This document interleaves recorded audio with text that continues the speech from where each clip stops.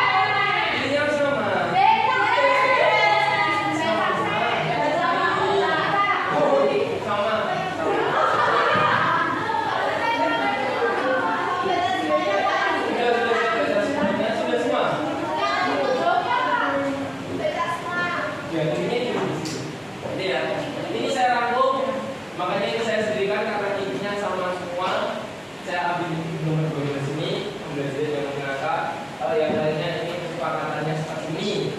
Ini belum pasti loh ya. Ini masih kita diskusikan. Ini adalah rangkuman. Dan yang pertama, mari kita diskusikan. Yang pertama itu adalah menjaga kebersihan. Bersih? Belum. Berarti kita sepakati ya, menjaga kebersihan itu termasuk ke budaya positif. Nah gitu.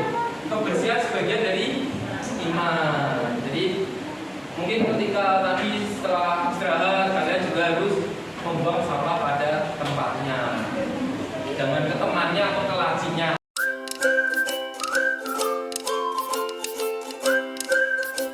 Assalamualaikum warahmatullahi wabarakatuh.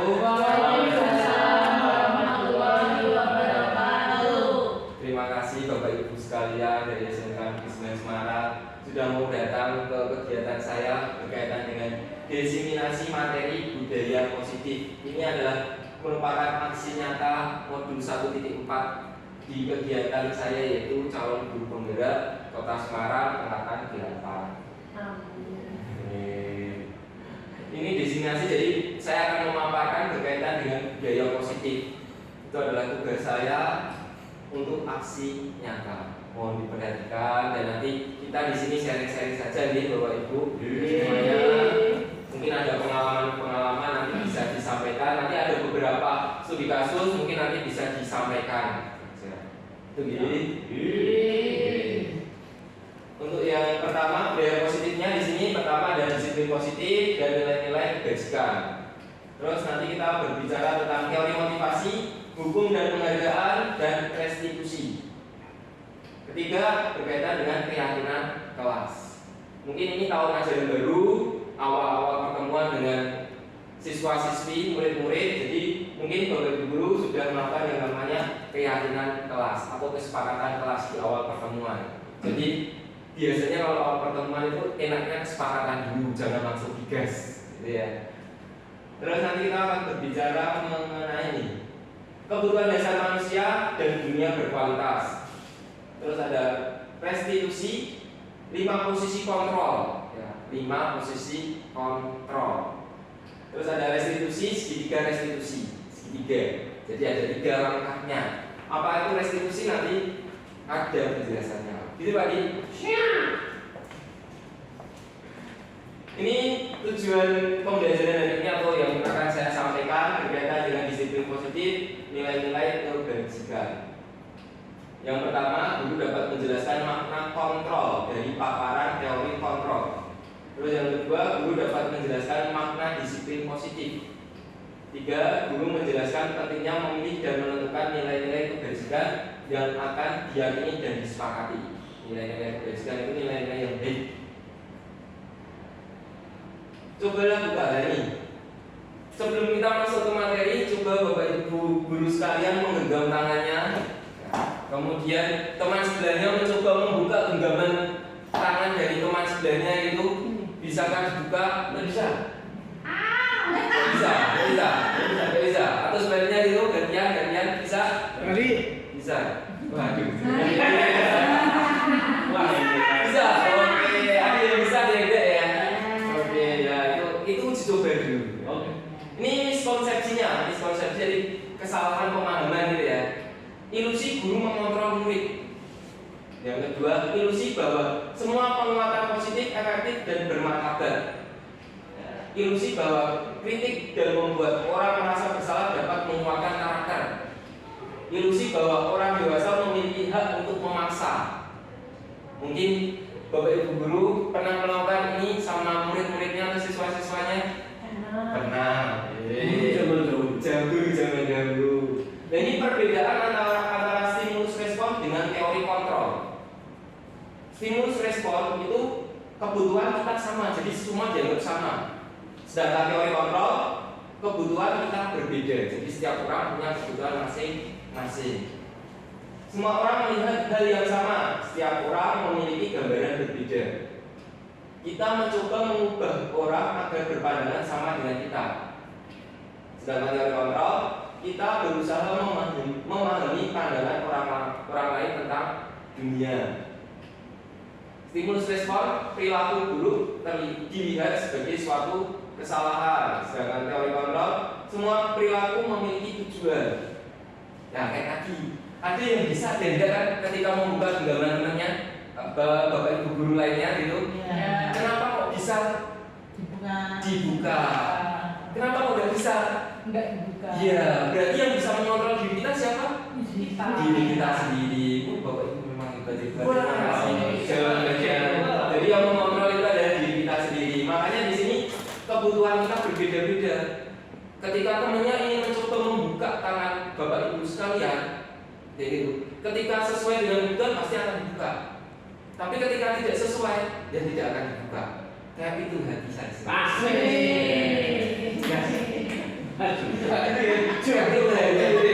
Ya cukup biasa lagi. Mohon maaf lagi. Seringan saja.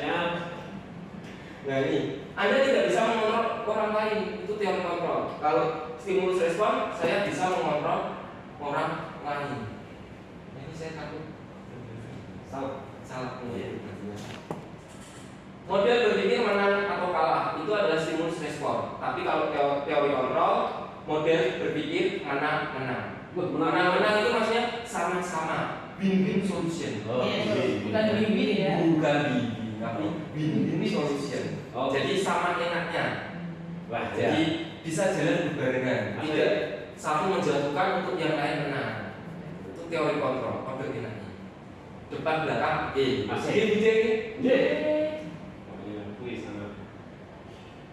tujuan disiplin positif menanamkan motivasi untuk menjadi orang yang mereka inginkan dan menghargai diri sendiri dengan nilai-nilai yang mereka percayai.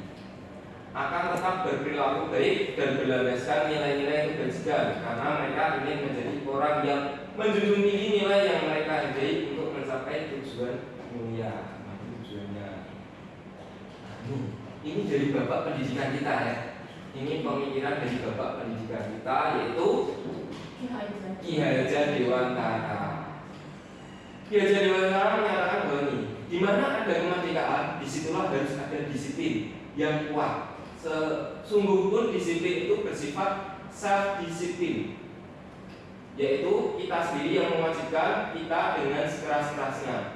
Tetapi itu sama saja, sebab jikalau kita tidak cakap melakukan self disiplin, wajiblah penguasa lain mendisiplin diri kita. Dan peraturan demikian itulah harus ada di dalam suasana yang merdeka. Jadi yang bisa mendisiplinkan diri kita adalah diri kita sendiri. Jadi motivasi intrinsik bukan motivasi ekstrinsik. Jadi semua harus berawal dari diri sendiri. Kalau mau berubah, dia berawal dari diri sendiri. Jadi kita sebagai guru mungkin nanti akan menanamkan dari siswanya sendiri. Jadi motivasi intrinsik untuk mereka bisa menjadi lebih baik. Jadi tidak lagi mungkin kalau zaman dulu kita menghukum menghukum langsung diseterapi tadi sebagai STP 2K gitu, suruh lari, apa push up dan lain sebagainya lah. Itu kan pemaksaan. Nah, sekarang sudah tidak zaman, jadi kita cuma bisa memotivasi, mengarahkan, memberikan solusi. Itu nanti akan kita bahas lagi. Ini adalah nilai-nilai kebajikan universal. Nilai-nilai kebajikan adalah sifat-sifat positif manusia yang merupakan tujuan mulia yang ingin dicapai setiap individu, menyatakan bahwa setiap perbuatan memiliki suatu tujuan. Mungkin monggo gimana, monggo pinara, monggo.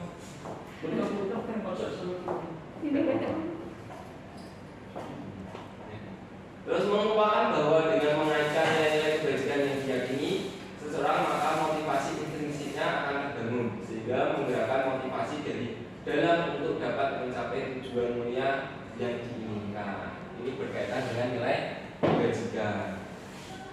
Nah, ini nilai-nilai kebajikannya ya. Ada 6 institusi atau organisasi.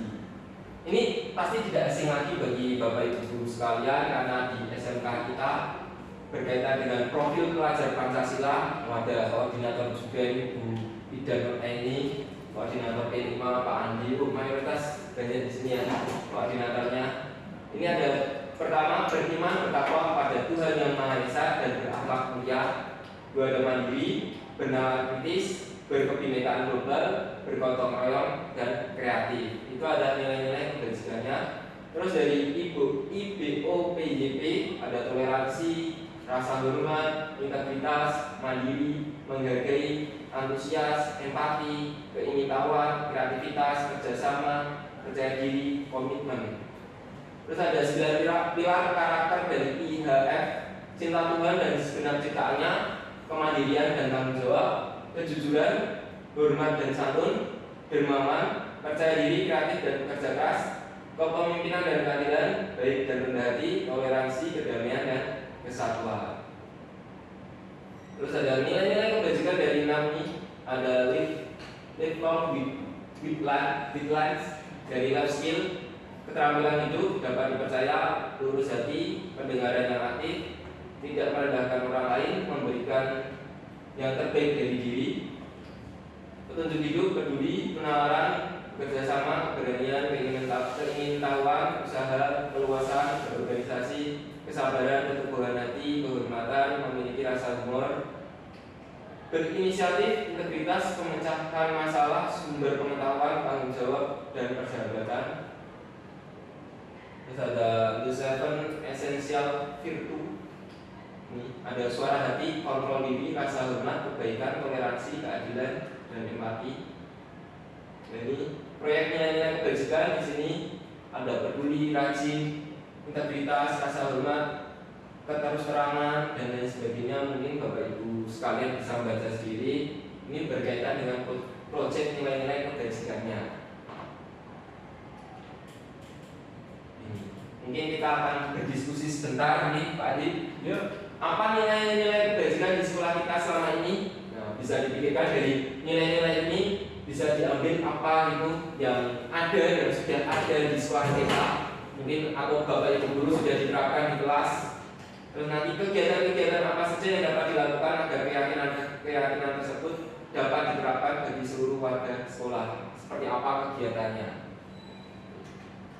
Kira-kira siapa Bapak Ibu yang mau menyampaikan? Bu ini boleh? Ya, Pak. Ya, monggo Bu ini. Kalau menurut saya nilai kebajikan yang sudah kita lakukan itu yang pertama kepedulian, Pak. Kepedulian yang pertama kebersihan, termasuk kebiasaan kita membuang sampah di tempat sampah. Kemudian saling menghargai antara siswa dengan siswa, siswa dengan guru ataupun antar warga sekolah. Kemudian rasa empati, Pak, mungkin peduli dengan teman guru atau siswa dengan siswa lain yang terkena musibah, ataupun toleransi. Di tempat kita kan ada beberapa agama, jadi kita saling menghargai, menghormati apabila salah satu sedang melakukan ibadah. Mungkin yang kedua rajin, Pak. Ya, rajin. Jadi di tempat kita itu guru-gurunya rajin. Masuk tepat waktu, sebelum jam 7 sudah absen di sini ada. Pasti kalau lebih kepotong buku.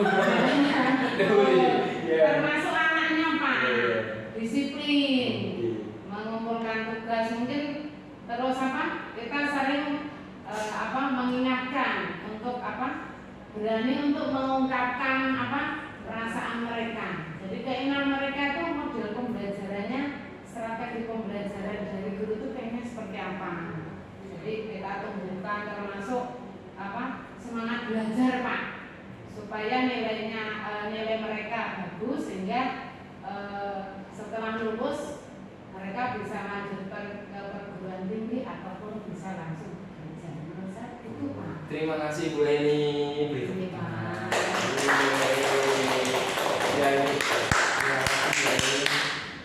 Itu tadi yang berkaitan dengan nilai-nilai kebajikan. Ternyata setelah kita sudah melakukan dan beberapa kegiatan juga sudah dilakukan berkaitan dengan nilai-nilai kebajikan. Mungkin Pak Zen ada yang mau disampaikan berkaitan dengan ini? Atau sama atau beda? Ada tambahan?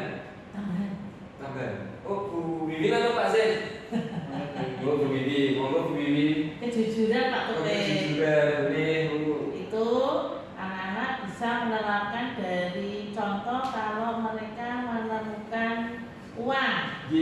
mereka tidak langsung dicap sebagai milik saya, dan mereka akan menyerahkan ke guru.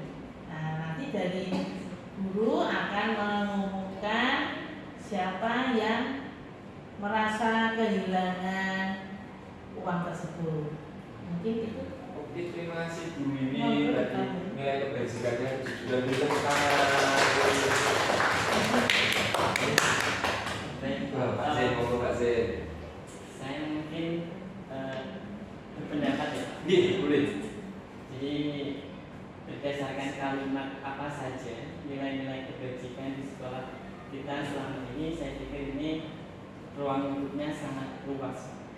Jadi kalau kita deskripsikan itu sangat luas, sehingga kita harus membuat semacam batasan-batasan.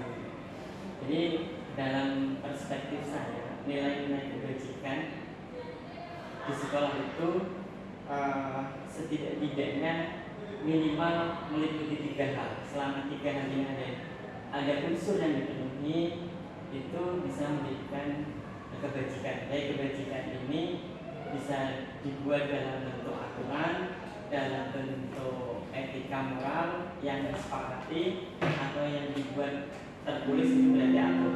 3 hal tersebut yaitu: 1, nilai kebajikan itu harus punya niat yang baik, keinginan ketulusan.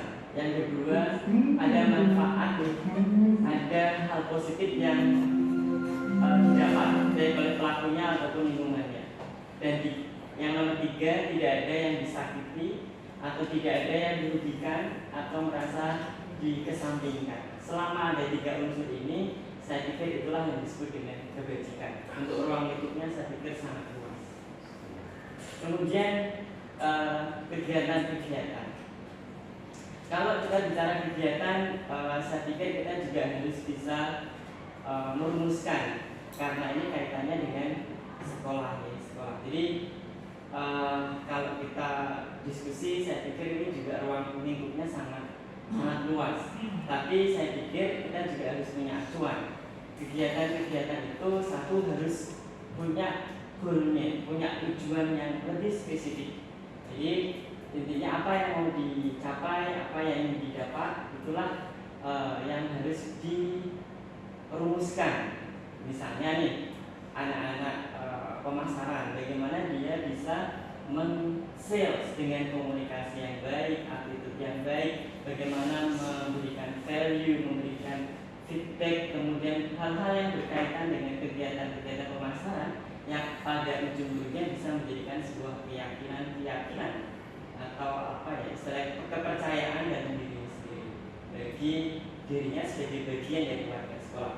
Jadi intinya kegiatan tersebut harus disesuaikan dengan tujuan yang ingin dicapai. Terima kasih Pak Zain. Jadi saya rasa sudah semua keyakinan atau nilai-nilai kebajikan, ada beberapa yang sudah diterapkan di sekolah kita. Ini berkaitan dengan teori motivasi, hukum, dan penghargaan serta restitusi. Ini dari Jean Gosen berkaitan dengan dalam bukunya Restructuring School Discipline, menyatakan ada 3 motivasi perilaku manusia. Yang pertama, untuk menghindari ketidaknyamanan atau hukuman, untuk mendapatkan imbalan atau penghargaan dari orang lain, untuk menjadi orang yang mereka inginkan, dan menghargai diri sendiri dengan nilai-nilai yang mereka percaya. Pikirkan, mari kita Bapak Ibu sekalian memikirkan ini. Mungkin nanti Pak Adi bisa menyampaikan ini, kayaknya cocok ini kalau sama Pak Adi ini ya. Ini pas nih. Sebagai seorang guru, saat Anda hadir mengajar di kelas tepat waktu, motivasi apa yang mendasari tindakan Anda? Jadi ada 3 hal tadi ya.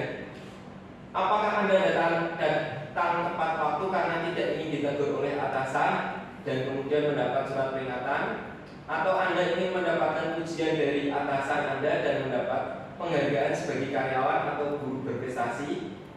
Terus Anda ingin menjadi orang yang menghargai waktu, menghargai diri Anda sendiri sebagai teladan bagi murid-murid Anda karena Anda percaya tindakan Anda sebagai guru akan dicontoh oleh murid-murid Anda. Manakah motivasi yang paling kuat mendasari tindakan Anda? atau bahkan kombinasi dari dua motivasi atau bahkan ketiga-tiganya. Kalau menurut Pak Andi, yang mana menurut Pak Andi? Menurut saya itu adalah kombinasi dari itu semuanya. Karena kalau berbicara tentang ini contoh datang tepat waktu gitu ya, pasti juga ada unsur menghindari ketidaknyamanan, menghindari hukuman gitu ya. Bahkan seorang guru pun juga kan punya atasan seperti tadi disiplin dari Pak Kiai Dewantoro. Kalau bukan dari self disiplin berarti dari kekuatan yang lebih kuat untuk mendisiplinkan dirinya. Nah ini biasanya akan berlaku. Jadi ada beberapa unsur karena kita tahu ya namanya orang atau manusia itu pasti akan ada di satu kondisi yang tidak stabil. Ya mungkin pas kita semangat, kita ada motivasi yang kuat, maka motivasi menjadi menghargai waktu untuk menjadi contoh ini akan kuat dalam diri kita. Tapi pas saat kita mengalami hal yang mungkin nggak enak, tapi kita harus datang tepat waktu, maka mungkin motivasi yang tadi menghindari hukuman, nyaman ketidaknyamanan supaya dilihat dapat ujian prestasi dan sebagainya itu biasanya akan muncul. Jadi saya kira pasti ini akan terkombinasi pada orang, pada guru atau siapapun lah yang dalam hal ini kita berbicara tentang sebagai guru. Jadi tiga motivasi inilah yang pasti akan kita alami. Seandainya ada yang bisa murni karena ingin menjadi teladan menghargai diri Anda, dia berarti benar-benar memang dia panutan dan dia biasanya umurnya tidak panjang, karena dia orang surga gitu ya. Jadi dia akan kembali ke alamnya dengan cepat. Jadi saya kira itu. Banyak yang terakhir aja bercanda Pak Ope. Ya, Tidak apa-apa Pak. Semoga kita bisa memiliki motivasi yang baik ya. Iya. Terima kasih Pak Andi. Beri tepuk tangan. Setuju ya. Apalagi kalau yang PNS itu ya ada absen harus kurang dari jam 7 foto, itu kan sedikitnya ada paksaan ya. Ada sertifikasi. Dan sebagainya. Ada imbalan yang harus ditanggung. Itu kan lucu Dan juga. konsekuensi Pak. Konsekuensi ya. Selain tapi pasti nomor ini ya. Oh iya. Pasti nomor waktu. Iya. Itu yang biasanya tanggal 30. Wah, iya. Oke, terima kasih. Pasti ada kombinasi, pasti ada motivasi. Tidak terus yang nomor ini terus nomor ini terus. Oh, semangat kan mungkin. Pasti ada kalanya ya fluktuatif. Ya, fluktuatif banget. Terima kasih. Jadi hukuman penghargaan. Mungkin nanti kita diskusi sedikit. Mungkin siapa nanti yang mau menyampaikan. IFA kurang menguasai pelajaran matematika sehingga pada saat pelajaran tersebut dia lebih banyak berdiam diri atau menggambar di buku pelajarannya. Pada saat guru matematikanya Pak Seno menanyakan pertanyaan, IFA menjadi gugup dan tak sengaja menjatuhkan tasnya dari kursi, serta tiba-tiba menjadi gagap pada saat berupaya menjawab. Seluruh kelas pun tertawa melihat perilaku IFA yang bicara tergagap dan terkejut tersebut. Pak Seno pada saat itu membiarkan teman-teman IFA menertawakan IFA yang tergagap dan malu luar biasa, dan malahan minta IFA untuk maju ke depan dan berdiri di depan kelas sambil menunjuk hidungnya karena tidak bisa menjawab pertanyaan Pak Seno. Kelas makin gaduh dan anak-anak pun tertawa melihat IFA di depan kelas memegang ujung hidungnya. Apakah Anda setuju dengan tindakan Pak Seno terhadap IFA? Tidak. Tidak. Mengapa? Karena Bentar, Wida. Mau jawab ini? Kita beri waktu untuk Wida nih. Bu, monggo Wida. Terima kasih Pak Tompe yang atas waktunya. Saya rasa tindakan Pak Seno itu kurang tepat ya Pak, karena itu bisa menurunkan secara diri si Iva-nya.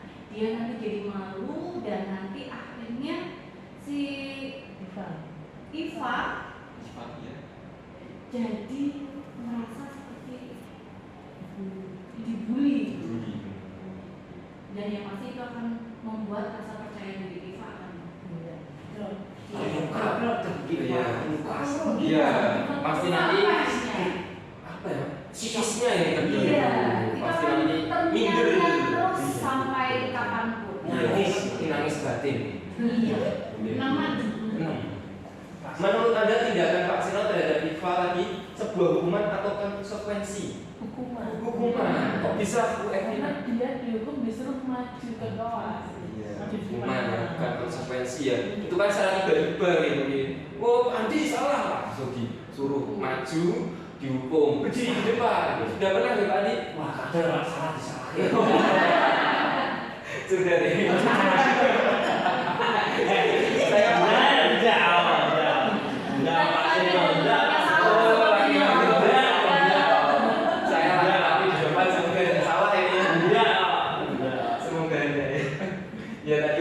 karena secara tiba-tiba disuruh maju, terus dihukum, ditunjuk-tunjuk bahkan, nah itu nanti bisa mengganggu atau bisa dibully sama teman-temannya. Psikisnya yang kena, itu yang susah disembuhkan. Itu Yang kalau mana psikis dia tidak mau berangkat sekolah, semakin Iya. tidak suka sama matematika. iya, Jadi karena semakin tidak benci mau, ya. iya. Istilahnya. Kalau sudah benci itu susah. Wah, ini Bisa-bisa, nanti bisa-bisa dia tidak mau berangkat sekolah. Iya. Nanti alasannya bisa sakit, terus Iya. karena jalan matematika sakit karena trauma. Nanti bisa jadi psikopat. Nah, Pak Seno bisa dibunuh. bisa saja lah. Pokoknya saya di dunia adalah saya dengan pelajaran. Saya ini guru dan teman-temannya. Ini hukuman konsekuensi dari restitusi. Ya, hukuman tadi ya bersifat tidak terencana atau tiba-tiba. Tadi kan Pak Seno saya tiba-tiba langsung nyuruh maju dan lain sebagainya. Bersifat satu arah. Tadi tanpa melihat atau mendengar penjelasan IFA langsung maju. Jadi satu arah berupa fisik atau psikis, verbal atau non verbal. Seperti tadi Pak Seno. Berarti berkaitan Pak Seno itu hukuman. Saya setuju dengan Bapak Ibu guru semua di sini. Senior saya memang hebat. Konsekuensi, nah secara konsekuensi itu sudah terencana, sudah disepakati, diberikan berdasarkan suatu data yang umumnya dapat diukur. Murid tetap dibuat tidak nyaman untuk jangka waktu pendek. Guru memonitor murid. Pak Andi bisa mencontohkan kalau yang konsekuensi tadi? Nah, ini Contohnya? Wah, Pak Iso.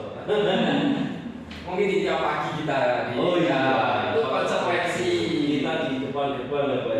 Yang telah kita suruh nyanyi Indonesia Raya di suruh masa SMK. Iya, Betul. itu berkaitan dengan konsekuensi karena itu sudah terencana, sudah disepakati juga, diberikan berdasarkan suatu data yang umumnya dapat diukur. Karena sering dan melanggar itu ada konsekuensinya. Suruh menyanyikan Indonesia Raya Mas SMK itu termasuk konsekuensi. Nah, sedangkan restitusi itu adalah proses menciptakan kondisi bagi murid untuk memperbaiki kesehatan mereka sehingga mereka bisa kembali pada kelompok mereka dengan karakter yang lebih kuat. Merupakan proses kolaboratif yang mengajarkan murid untuk mencari solusi untuk masalah mereka dan membantu murid berpikir tentang orang seperti apa yang mereka inginkan dan bagaimana mereka harus memperlakukan orang lain. Dihukum oleh penghargaan. Mungkin nanti kita diskusi ini dulu. Ibu Ana sebelum kelas 2 SD mendapatkan masalah. Murid-muridnya tidak bisa tertib berdiri antri di depan pintu kelas dan selalu berebutan masuk ke dalam kelas setelah jam istirahat usai. Ini tentunya sangat mengganggu proses pembelajaran di mana kelas tidak dapat mulai tepat waktu karena Ibu Ana sibuk menenangkan murid-muridnya untuk waktu cukup lama. Akhirnya Ibu Anas berpikir cepat dan mengandalkan stiker bintang. Setiap murid-muridnya akan masuk kelas usai jam istirahat, Bu Anas akan mengiming-imingi murid-muridnya dengan stiker bintang. Siapa yang dapat berdiri lurus dan berbaris rapi antri di depan pintu dapat bintang dari Bu Anas. Sebagian besar murid-muridnya menyambut tantangan tersebut dan langsung berdiri rapi di depan pintu agar mendapatkan stiker bintang. Hal ini terus dilakukan Ibu Anas selama beberapa minggu. Karena cukup berhasil membuat murid-muridnya berdiri rapi antri di depan pintu, sampai pada suatu saat Bu Anas sakit dan terpaksa digantikan Pak Heru. Pak Heru tidak mengetahui tentang stiker bintang dan benar saja pada saat mau masuk ke kelas usai jam istirahat, murid-murid kelas 2 kembali berebutan masuk kelas, apa yang terjadi? Mengapa?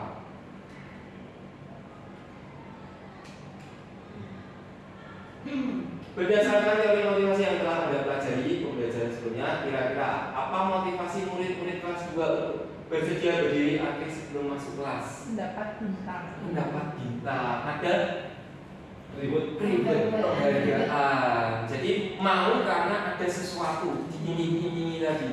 Kalau nggak ada iming-iming, ya udah. Ya, mau.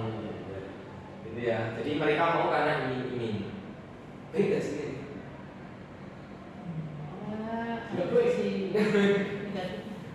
Adakah cara lain agar murid-murid kelas 2 bersedia antri di depan kelas tanpa diberi penghargaan setiap kita? Kira-kira ada, kira-kira seperti apa itu? Ya, apa?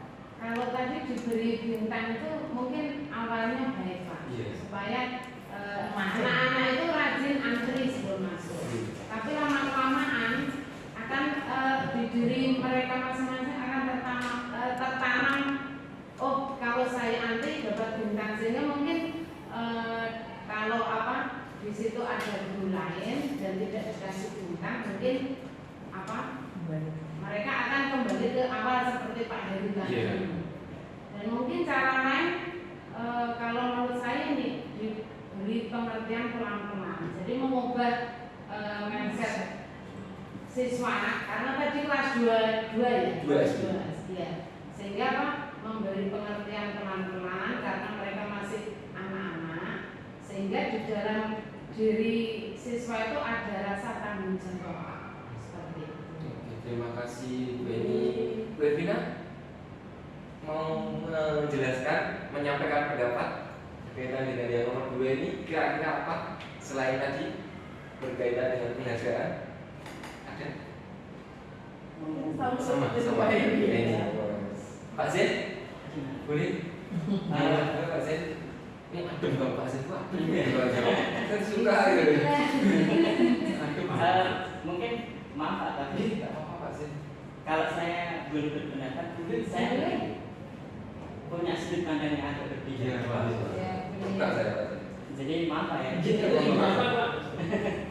Jadi misalnya tadi kembali ke yang disampaikan Pak Taufik tentang motivasi kita mengajar, kemudian motivasi seorang murid bisa antri disiplin, itu saya pikir ada grade-nya, ada tahapannya, ada tingkatannya.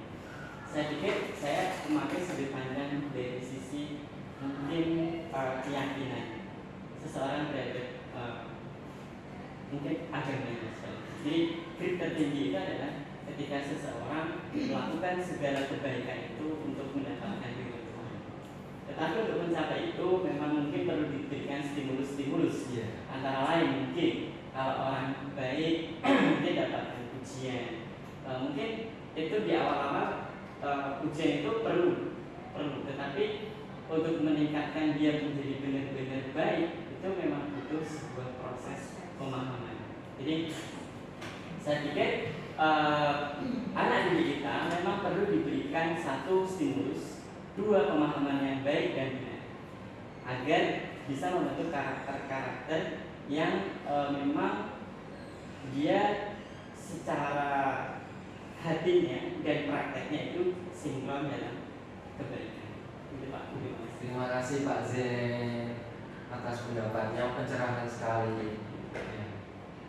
Nanti berkaitan dengan itu penghargaan maupun hukuman tadi ya, itu bisa diatasi dengan adanya yaitu keyakinan kelas Pak Zen. Jadi kesepakatan kelas. Jadi sebelum tadi di awal saya sudah menyampaikan di awal itu bagaimana berkaitan dengan kelas kita biar tertib, nyaman, itu bagaimana anak-anak yang nulis sendiri berkaitan dengan motivasi intrinsik mereka kan, dari diri mereka sendiri menulis, nanti bapak ibu guru kayak menyimpulkan terus menyampaikan ke anak-anak, oh seperti ini, berarti di awal kita harus antri ya. Jadi tidak ada penghargaan, tidak ada apapun, mereka sudah tahu, oh berarti kalau harus pagi itu harus antri dulu baris, karena sudah ada kesepakatan kelas. Kalau SD itu saya rasa lebih mudah sih, karena kelasnya kan cuma satu, jadi mau mendekor seperti apapun berkaitan dengan kelasnya itu sangat-sangat enak. Beda kalau SMK, apalagi SMK kita yang moving class itu pasti akan susah. Tapi ini sebuah tantangan bagi kita. Siapa tahu nanti dengan kita belajar seperti ini, budaya positif, SMK 9 lebih baik lagi. Di tangan Bapak Ibu sekalian, sesuatu yang sangat hebat.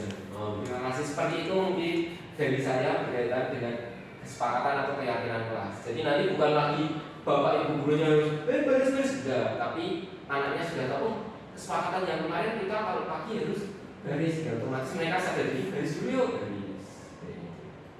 Mereka akan terbiasa lama-lama karena sudah terjadi yang namanya kesepakatan. Kalau kita sudah sepakatan udah berarti deal semua nih. Wah, itu bisa saja. Harapannya seperti itu Pak. Dihukum oleh penghargaan. Penghargaan maupun hukuman adalah cara-cara mengontrol perilaku seorang yang menghancurkan potensi untuk pembelajaran yang sesungguhnya. Jadi nanti akan berkaitan atau orientasinya ke tadi penghargaan. Jadi tidak lagi dari dirinya sendiri. Tindakan belajar itu sendiri adalah penghargaan sesungguhnya. Tindakan memberi penghargaan nilai semakin menghukum seseorang. Jadi kayak kita kadang di kelas, yuk siapa yang berani maju nanti saya tambah poin. Tambah poin. Nah, itu otomatis kan anak-anak cuma maunya maju ketika diberi poin. Ketika tidak diberi poin, ya sudah tidak mau maju. Jadi ini beranggapan bahwa penghargaan berkaitan dengan nilai itu menghukum seseorang. Jadi nanti yang tidak bisa ya sudah. Ada yang sirik, yang maju-maju terus. Yang lain tidak diberi kesempatan. Padahal belum tentu yang lainnya itu tidak bodoh, belum tentu. Padahal dia punya kemampuan tapi dia tidak mau memunculkan seperti itu. Itu Bapak Ibu guru. Saya tidak mau menggurui, tapi biasanya kayak gitu karena kadang melihat pun seperti itu. Anak-anak kalau ditanya juga kita sharing aja. Terus ini berkaitan penghargaan, pengaruh jangka pendek dan jangka panjang. Penghargaan tidak efektif, penghargaan merusak hubungan. Nah ini penghargaan merusak hubungan kadang meri istilahnya ya, iri. Kok itu terus yang dapat, saya enggak gitu. Kadang yang sering maju itu kan disayang sama gurunya ya, sering dipanggil ya diingat terus yang biasa-biasa mesti lupa gitu. Padahal semua anak butuh perhatian. Tapi Bapak Ibu guru biasanya yang mengingat anak atau nama anak kan yang pintar sama yang bener kan gitu. Yang malas kan itu yang tengah-tengah ini yang susah diingat kan gitu. Banyak Pak. Iya benar banget. Saya mengingatnya yang ngomong dengan saya. Itu Pak Andi, muridnya saja. Ngobrol dengan saya. Mungkin saya udah dilupakan juga ya orang saya. Untuk kita sudah ngobrol, jadi saya lupa. Terus penghargaan mengurangi ketepatan, penghargaan menurunkan kualitas karena nanti berkaitan dengan apa ya? Jumlah-jumlah penghargaannya. Penghargaan mematikan kreativitas ya. Jadi karena sudah berorientasi sama penghargaan, kreativitas mereka sudah digadekan istilahnya gitu. Penghargaan menghukum motivasi dari dalam diri. Itu bedanya. Ini kita masuk ke tujuan segitiga restitusi. Guru mengetahui restitusi sebagai salah satu cara menanamkan disiplin positif pada murid sebagai bagian dari budaya positif di sekolah. Guru dapat menerapkan restitusi dalam membimbing murid berdisiplin positif agar menjadi murid merdeka. Guru dapat menganalisis dengan sikap reflektif dan kritis penerapan disiplin positif di lingkungannya. Restitusi sebuah pendekatan untuk menciptakan disiplin positif, bukan untuk menembus kesalahan, memperbaiki lingkungan, tawaran bukan paksaan, menuntun untuk melihat ke dalam diri, fokus pada solusi, mencari kebutuhan dasar yang mendasari tindakan. Restitusi diri adalah cara yang paling baik, fokus pada karakter bukan tindakan.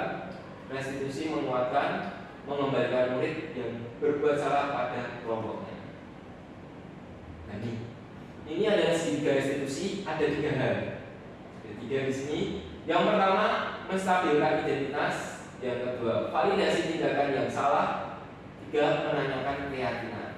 Ini ada segitiga dan urutannya seperti ini. Mungkin nanti kalau ada Bapak Ibu guru menangani sebuah masalah, mungkin BK nanti kalau saya salah boleh ditambahi Bu Maya. Ini menstabilkan identitasnya dulu biar mereka tidak kacau. Terus validasi tindakan mereka melakukan tindakan itu secara sadar, benar apa salah, terus baru menanyakan keyakinan. Itu sedikitnya. Jadi nanti ada contohnya di sini. Nah ini saya akan memutarkan videonya. Di sini boleh diperhatikan berkaitan dengan segitiga restitusi di Bapak Ibu. Salam dan bahagia Ibu dan Bapak Guru hebat. Pada video kali ini kita akan membahas tentang salah satu program disiplin positif yang diterapkan di lingkungan sekolah yang dikenal dengan nama restitusi.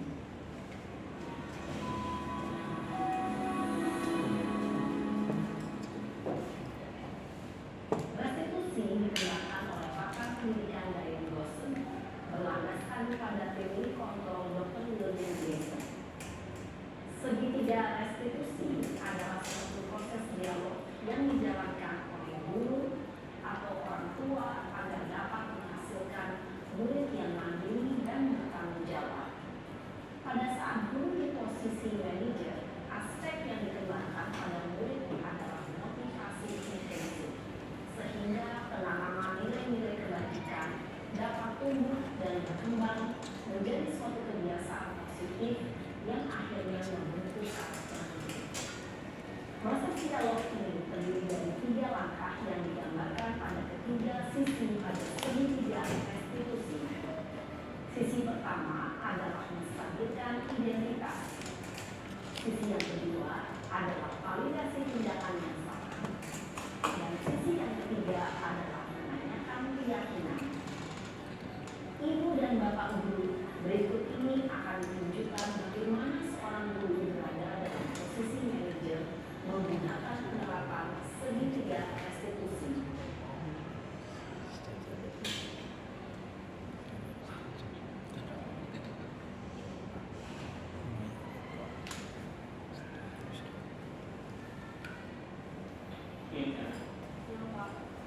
Sudah lama nggak perusahaan?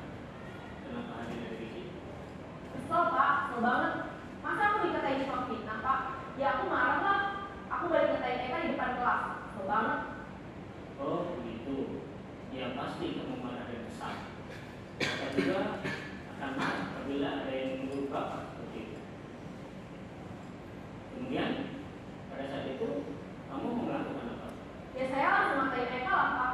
Kesel banget. Saya bentak-bentak dia di depan teman-teman lain. Oh begitu. Pasti kamu melakukan seperti itu karena suatu alasan tertentu, bukan? Iyalah, masa saya diam saja Pak. Ya saya bela diri lah.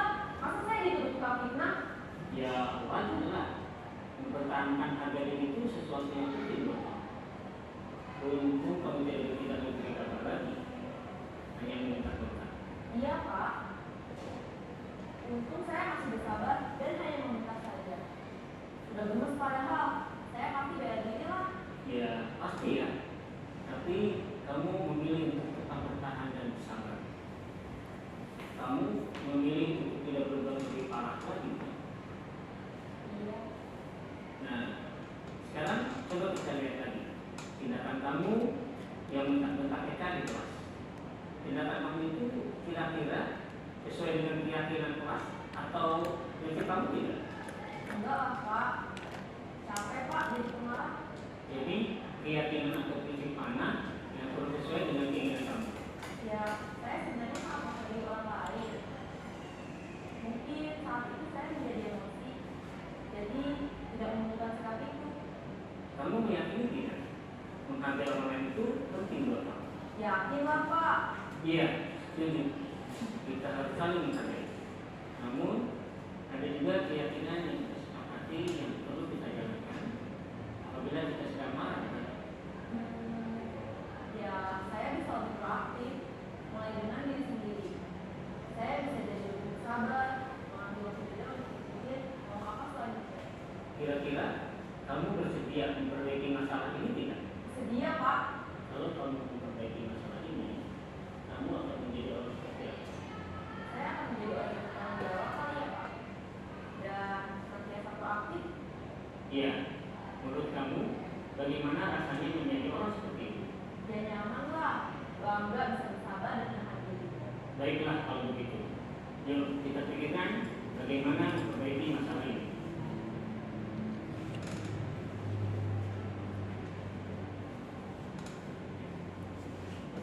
Ibu dan Bapak guru hebat, baru saja kita menyaksikan contoh bagaimana seorang guru berada dalam posisi manajer menggunakan penerapan segitiga restitusi. Mari kita bahas satu persatu. Pada sisi pertama, menstabilkan identitas berdasarkan pada prinsip bahwa membuat kesalahan adalah bagian dari proses pembelajaran. Sisi pertama dari segitiga ini berperan menggeser identitas murid dari identitas gagal ke identitas sukses. Murid yang sedang bertingkah laku yang tidak pantas atau menarik diri saat itu sedang mengalami identitas gagal. Bila kita mengkritiknya, maka posisinya tidak akan berubah. Kita bisa mengajukan pernyataan-pernyataan ini. 1. Membuat kesalahan sesuatu yang wajar. 2. Manusia tidak ada yang sempurna. 3. Kita bisa memperbaiki masalah ini. 4. Saya tidak menanyakan kesalahannya. Saya lebih fokus bagaimana memperbaiki masalah ini. 5. Apakah saat ini kamu telah menjadi orang yang baik untuk dirimu sendiri? Pada sisi kedua, validasi tindakan yang salah berlandaskan pada prinsip bahwa setiap perilaku berupaya memenuhi suatu kebutuhan tertentu. Guru yang telah memahami teori kontrol akan bergeser dari pemikiran stimulus respon menjadi proaktif dan mencoba untuk mengenali tujuan dari perilaku murid, mengenali dan mengakui kebutuhan murid ini dapat memperbaiki hubungan dengan murid tersebut. Pernyataan atau pertanyaan bisa disampaikan dengan nada suara tidak menghakimi atau memojokkan, sehingga dapat mengembalikan murid pada posisi positif. 1. Kamu bisa saja bertindak dengan kegagalan dalam ini. 2. Aku bukan melakukannya tanpa suatu alasan tertentu. 3. Kamu melakukannya karena mempertahankan sesuatu yang penting bagimu. 4. Mungkin kamu bisa mempelajari suatu perilaku baru yang lebih efektif. Bersediakah kamu mempelajarinya? Selanjutnya, kita akan simak sisi terakhir, yaitu menanyakan keyakinan. Teori kontrol menyatakan bahwa pada dasarnya kita termotivasi secara intrinsik. Pada saat perilaku yang salah telah divalidasi dan identitas sukses telah stabil, maka murid telah siap mengaitkan keyakinan-keyakinannya dengan tindakannya yang salah dan pemikirannya telah bergeser ingin menjadi orang yang dituju. Pertanyaan-pertanyaan ini dapat mengaitkan. Assalamualaikum warahmatullahi wabarakatuh. Sebelum kegiatan belajar mengajar hari ini kita akhiri, marilah kita berdoa mohon kepada Allah Subhanahu wa Ta'ala agar diberikan ilmu yang bermanfaat berkah fid-dini wa dunya wal akhirah. Yang beragama Islam, mari bersama-sama dengan kami. A'udzu billahi minasyaitonir rajim. Bismillahirrahmanirrahim. Alhamdulillahi rabbil alamin. Allahumma shalli ala sayyidina Muhammad wa ala ali sayyidina Muhammad. Subhanakallahumma wa bihamdik asyhadu an la ilaha illa anta astaghfiruka wa atubu ilaik. Allahumma inni ala dhikrika wa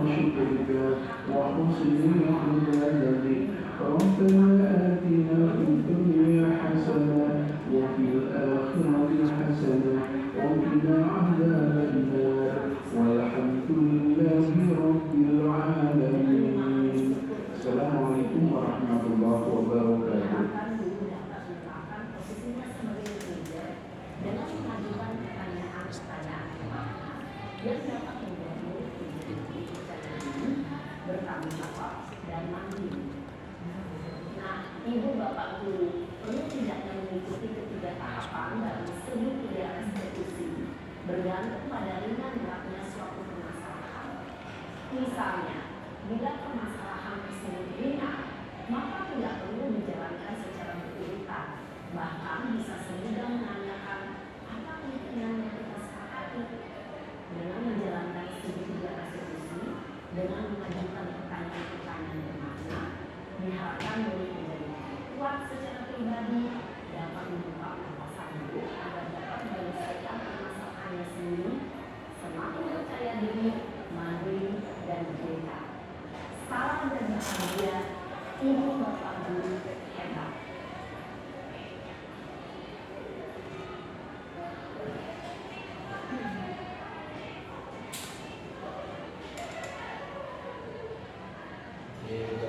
Semuanya sudah mendengar tadi videonya berkaitan dengan segitiga restitusi ini tadi. Nah, jadi ini seperti tadi yang disampaikan, ini adalah berkaitan dengan cara kita untuk menyelesaikan sebuah masalah dari siswa. Yang awalnya tadi menstabilkan identitasnya siswa dulu. Seluruh pelajaran hari ini telah selesai. Sampai jumpa besok pagi dengan semangat belajar baru. All lessons have ended for today. See you tomorrow morning with a new learning spirit. Take care on the way home and have a nice day.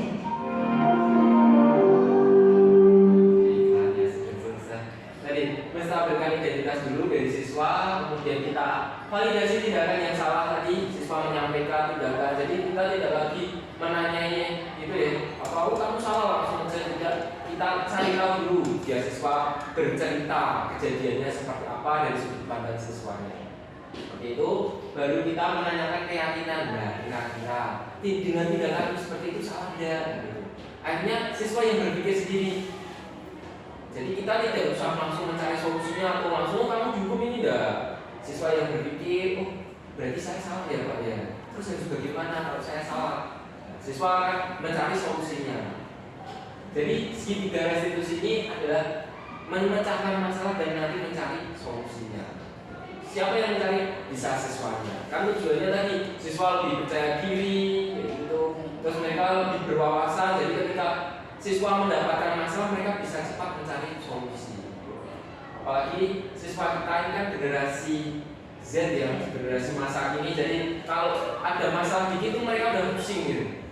Kalau kita yang generasi udah lama itu sudah biasa dengan masalah gitu. Iya, dengan beban-beban yang sudah kita alami, kita nggak bisa cari tahu solusinya pasti seperti ini. Tapi kalau siswa yang saat ini generasi Z itu masih perlu arahan.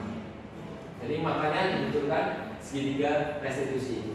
Tadi juga menyampaikan tidak itu semuanya. Kalau seandainya permasalahannya ringan, langsung aja ke keyakinan kelasnya untuk menanyakan keyakinan. Nanti baru mencari solusi. Jadi tidak langsung salah hukum.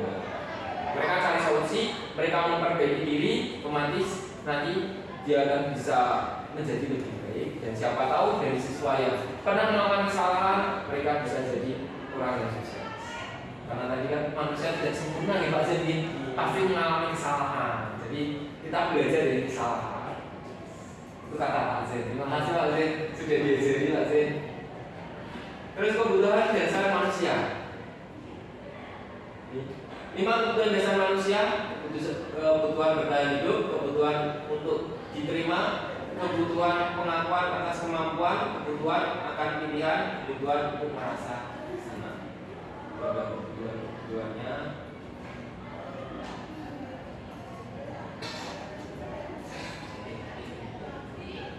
ini ada video, sekilas videonya di Bapak Ibu.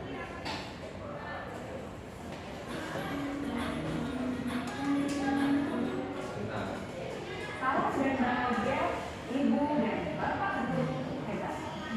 Untuk membangun budaya sekolah yang positif dengan lingkungan yang aman dan mendukung murid untuk menjadi pribadi yang berdaya, seimbang, dan bahagia, salah satu upaya yang dapat dilakukan oleh guru adalah memahami kebutuhan dasar yang mendasari perilaku murid.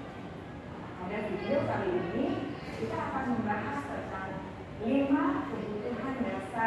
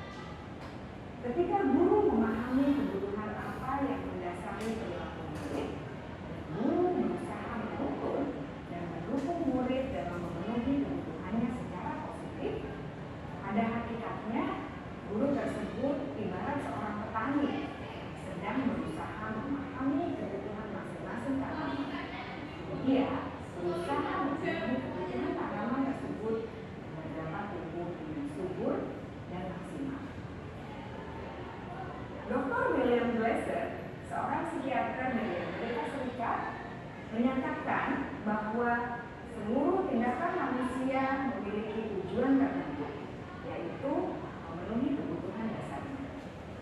Ketika kelima kebutuhan dasar telah terpenuhi secara mekanik, maka murid akan tumbuh dengan seimbang dan harmoni.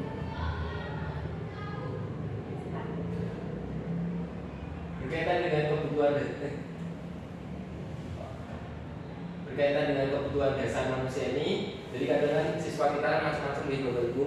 Ada yang jahil, gitu ya. Jahil itu biasanya kebutuhannya itu untuk diterima, gitu. Terus kebutuhan pengakuan atas kemampuan mereka aktif, nah itu biar mereka diterima. Ada yang sering apa ya, ketawa-ketawa, lah itu kebutuhan untuk merasa senang. Jadi macam-macam, makanya tadi ibaratnya kita itu sebagai petani gitu ya. Jadi mereka sudah punya lahan, tinggal kita nanti mengolahnya saja. Tidak mungkin bibitnya jagung kita ubah menjadi padi, tidak mungkin. Makanya kita bisanya cuma menuntun saja. Mereka punya keahlian masing-masing sesuai kebutuhan mereka. Nah ini 5 posisi kontrol dari restitusi. 1 sebagai penghukum, 2 membuat merasa bersalah, 3 teman, 4 pemantau, 5 manajer. Penghukum yaitu seorang penghukum bisa menggunakan hukuman fisik maupun verbal. Orang-orang yang menjalankan posisi penghukum senantiasa mengatakan bahwa sekolah memerlukan sistem atau alat yang dapat lebih menekan muridnya lebih dalam lagi. Penghukum mungkin seperti tadi Pak Seno tadi ya, itu jadi seorang penghukum. Terus yang kedua, pada posisi ini biasanya guru nomor 2 itu tadi pembuat merasa bersalah ya. Itu biasanya guru akan berusaha lebih lembut, membuat rasa bersalah akan menggunakan keheningan yang membuat orang lain merasa tidak nyaman, bersalah atau rendah diri. Mungkin seperti menyampaikan, oh kamu harus ingat sama orang tuamu, bagaimana orang tuamu bekerja, bagaimana orang tuamu balik pulang untuk menyekolahkan kamu. Nah itu sebagai membuat merasa bersalah. Kan nanti akhirnya siswa merasa bersalah kan ketika melakukan kesalahan seperti itu. Ketiga itu teman. Teman itu guru pada posisi ini tidak akan menyakiti murid, namun akan tetap berupaya mengontrol murid melalui persuasi. Posisi teman pada guru bisa negatif ataupun positif. Positif di sini berupa hubungan baik dengan terjalin antara guru dan murid. Guru di posisi teman menggunakan hubungan baik dan humor untuk mempengaruhi seseorang. Karena hubungannya baik atau bisa dikatakan satu frekuensi, satu circle gitu ya. Jadi guru sebagai teman itu ingin mengubahnya tapi dengan cara teman. Keempat itu pemantau. Pemantau di sini memantau berarti mengawasi. Pada saat kita mengawasi kita bertanggung jawab atas perilaku orang-orang yang kita awasi. Posisi pemantau berdasarkan pada peraturan dan konsekuensi. Dengan menggunakan sanksi atau konsekuensi kita dapat memisahkan hubungan pribadi kita dengan murid. Seperti Pak Andi tadi sebagai STP 2K itu bisa dikatakan sebagai pemantau. Karena sudah sebagai STP 2K sudah ada aturan-aturan ketika ada anak yang melakukan kesalahan dan ada konsekuensinya, pemantau. Terus yang kelima itu manajer. Manajer adalah posisi di mana guru berbuat sesuatu bersama dengan murid, mempersilahkan murid mempertanggungjawabkan perilakunya, mendukung murid agar dapat menemukan solusi atas permasalahannya sendiri. Dan seperti yang segitiga restitusi itu menggambarkan bahwa posisi kontrol seorang guru itu adalah manajer. Jadi sebagai mengarahkan saja, menanyakan, nanti yang mencari solusi atau memberikan solusi itu dari siswanya. Harapannya dari 5 posisi kontrol itu yang lebih baik yang mana Bapak Ibu? Yang lebih baik yang nomor 5 manajer. Karena kita tadi membiarkan anak, bukan membiarkan maksudnya kita bisa berdiskusi dengan anak bisa mencari solusinya sendiri. Kalau yang lainnya kan nomor 3 sebagai teman, kita menjalin hubungan. Tapi kan kadang anak karena kita sudah kayak satu frekuensi, mereka mudah ya memanfaatkan. Terus memantau, dan mereka juga ada konsekuensinya untuk ada hukuman. Nah, yang baik adalah nomor 5 manajer. Ini gambarannya. Keyakinan kelas. Ada yang Bapak Ibu guru yang sudah melakukan kegiatan keyakinan kelas? Siapa? Kesepakatan? Ada? Sama ya, Ibu dan Bapak Bu. Wida sudah? Sudah Pak. Sudah. Iya. Ini kan awal kita mulai. Iya. Saya dan siswa kemarin di RPL karena saya pertama kali mengajar di RPL, di situ saya melakukan suatu keyakinan kelas atau kesepakatan kelas nih Pak. Di mana di situ saya menanyakan kepada siswa, kalian tuh ingin saya mengajar seperti apa di kelas kalian, jadi seperti itu. Karena kita memang pada dasarnya tidak saling kenal sama sekali. Kemudian ada beberapa anak yang meminta untuk ini, menyebutkan beberapa kayak gitu. Oke, kalian boleh meminta ini, tapi kalian juga harus melakukan apa yang saya katakan. Ya, contohnya aja seperti, Bu, kalau mengajar di kelas jangan terlalu tegang ya. Kita sisipi dengan mungkin ice breaking atau humor. Oke, siap, ini seperti itu. Kemudian saya pun meminta kepada siswa untuk berusaha tepat waktu dalam mengumpulkan tugasnya. Seandainya telat, saya memberikan kelonggaran waktu 1 hari ya. Jika tidak dari 1 hari itu, yuk saya tidak menerima tugas kalian. Itu adalah kesepakatan saya dengan siswa. Ada beberapa lagi kesepakatan saya dengan siswa, tapi sepertinya tidak perlu saya sebutkan semuanya ya Pak. Itu hanya salah satunya. Terima kasih Wida, ternyata sudah melakukan kesepakatan atau keyakinan kelas. Jadi ini berkaitan dengan keyakinan kelas, bersifat lebih abstrak daripada peraturan yang lebih rinci dan konkret, berupa pernyataan-pernyataan universal, senantiasa dibuat dalam bentuk positif. Jadi keyakinannya berkaitan dengan hal-hal yang positif, ya, identik. Hendaknya tidak terlalu banyak sehingga mudah diingat dan dipahami oleh semua warga kelas. Sebaiknya sesuatu yang dapat diterapkan di lingkungan tersebut.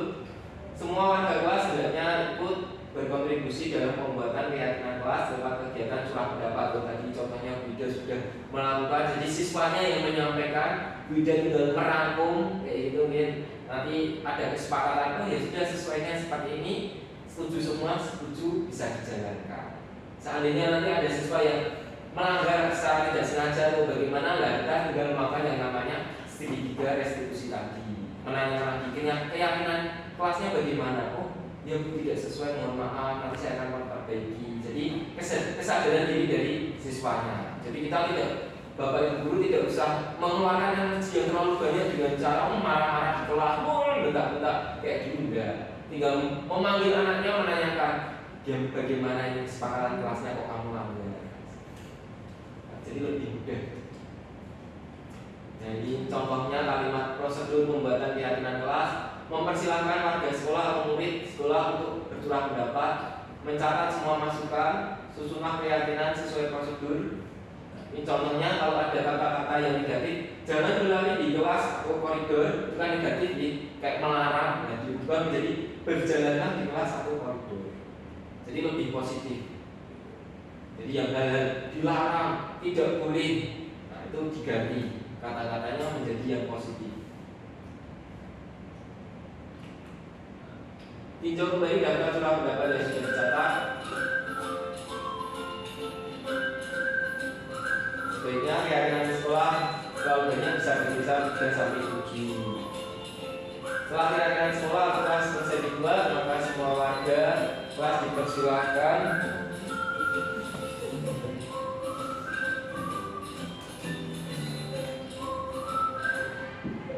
siswa warga berusaha meninjau ulang dan menyetujui dengan menandatangani keyakinan kelasnya. Keyakinan sekolah kelas selanjutnya bisa diletakkan di dinding kelas di tempat yang mudah dilihat semua warga kelas. Kalau yang mudah ditulis atau cuma disampaikan? Hanya lisan, Pak. Oh, hanya lisan. Mungkin nanti bisa diminta untuk menuliskan di bukunya itu.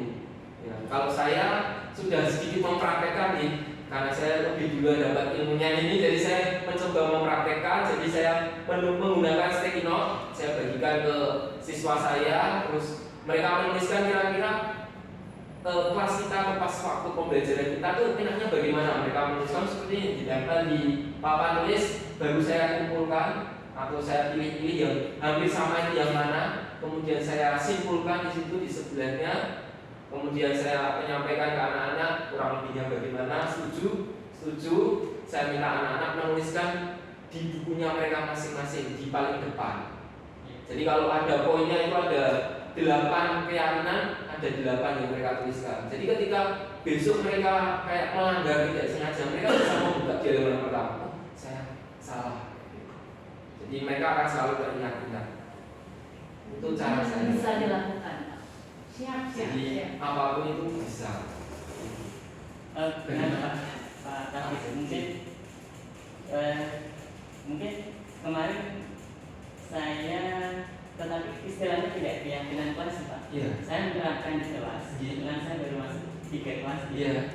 Istilah saya itu personal images. Jadi dari situ saya meminta anak-anak untuk mendeskripsikan 3 hal. Pertama, identitas personal. Yang kedua berkaitan dengan passion, cita-cita.